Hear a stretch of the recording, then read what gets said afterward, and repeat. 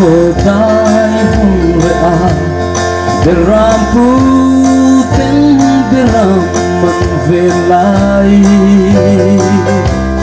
Satai kim le khasik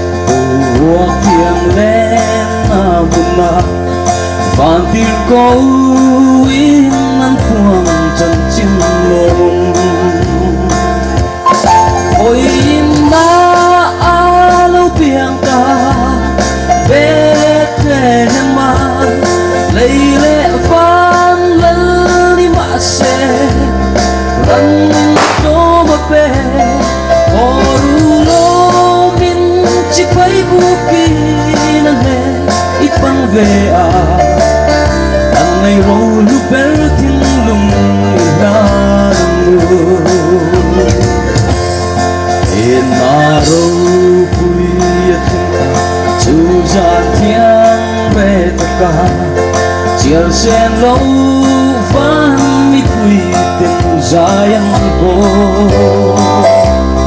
Thì chẳng sẽ ăn mô chữ Này về ca ngô mong nghe Lấy ạ sinh mi biết tâm rừng lên rộ xe Bồi in đã alo biang ta Bethlehem Leile van lali mase Rang to mape Orulo min chipay buki nane ipang vea Anay rolu berting lung ilanu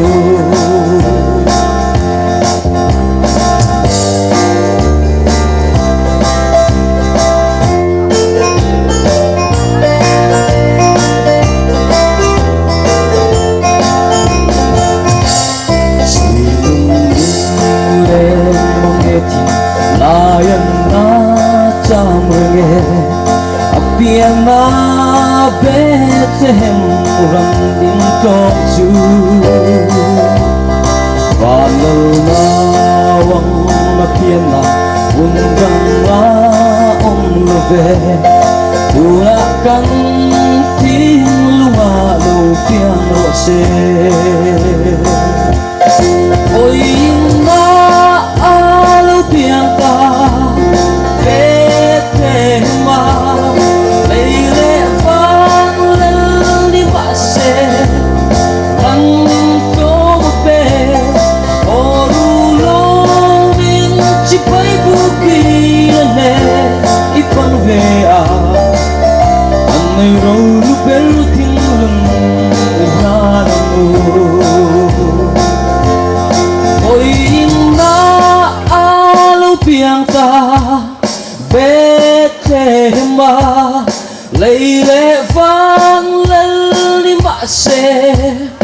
Rangin to mape Orulo min chipay buki nane ipang vea Angay rolu berting lung